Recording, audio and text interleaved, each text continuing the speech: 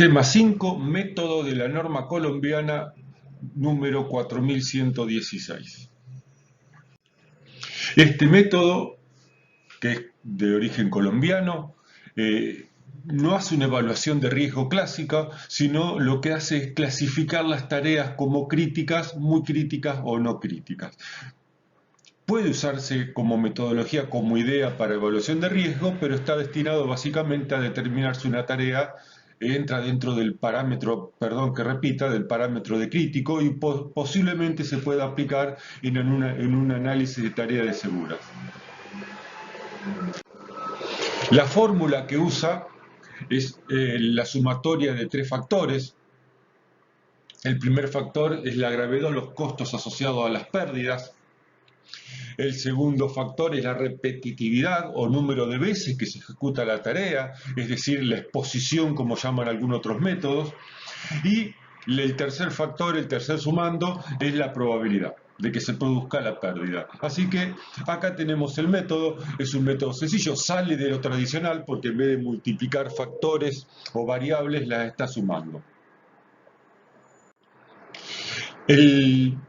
El primer factor, la primera variable, es la gravedad. Y acá tenemos 4 parámetros en 2 escalas diferentes, tanto sea lesión personal como daño a la propiedad. El método no establece cómo elegir entre ambas situaciones. Si yo tengo una situación, una tarea que genera lesiones personales y daño a la propiedad, obviamente el método no establece cómo seleccionar cuando hay diferencias entre ambas. Y tampoco el método tiene en cuenta la sumatoria de ambas pérdidas.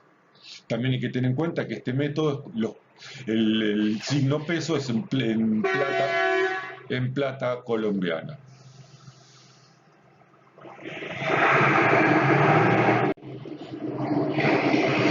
El segundo factor, que es el número de veces que se ejecuta la tarea, o el grado de exposición, es una matriz de doble ingreso. Por un lado, tenemos que definir si el número de personas que están afectadas a la tarea son pocas, moderadas o muchas, y en función de eso definimos si la persona ejecuta la tarea menos de una vez por día, algunas veces por día o muchas veces por día. Entonces es una matriz bastante sencilla de usar y de valorar. Y por último tenemos la probabilidad de que se aparezca el daño en 3 valores. Fíjense cómo las escalas van cambiando entre las distintas variables del método. En este caso tenemos -1, 0 y +1. Y